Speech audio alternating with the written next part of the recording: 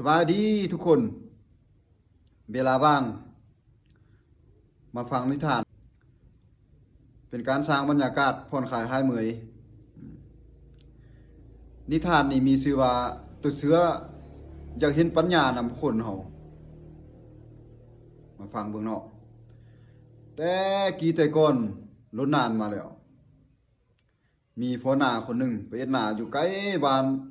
อยู่เดียวห้วยเดียวหองมันน่ะเนาะนา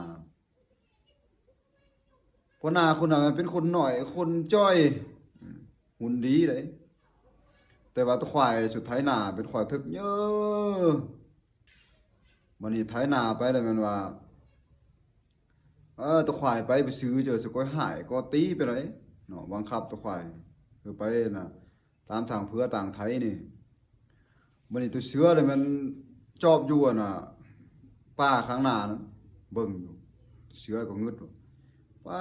เอาเหลือคนน่ะว่าหน่อยๆจ้อยๆตัวควายทึกเยอะป้านั่นว่าจังคือคนมันบังคับจักว่าหายจักว่าตีกรมนาแก้ไถเอาเลยแล้วว่าพวกคนเรียกว่าเก่งปานนั้นว่าว่ตัวควายเยอะปานว่าบ่แพ้เนาะตัวเสือสิก็งึดเลยชอบอยู่เออหลังจากกันน่ะไถนาเมื่อยดอกสวายดอกพอหน้าก็มันปล่อยตัวควายเลยปล่อยตัวควายไปกินหญ้าตัวควายก็กินหญ้าเข้าป่านตัวเสือจะมาถามมึงถามว่าควายเด้อเจ้าเยอะปานนี่หรือว่าบ่แปะคนว่ะคนน้อยปานนั้นคนน้อยๆจ้อยๆหรือว่าเฮ้อสุตีสุหายอือแก้ไถเมื่อยบ่เมื่อยเป็นหยังเฮ้อสุหายสุตีสุหายสุลาเจ้าเลยบ่ตอบสุตัวควายเลยว่าโอ้เสือเอ้ยพวกคนนี่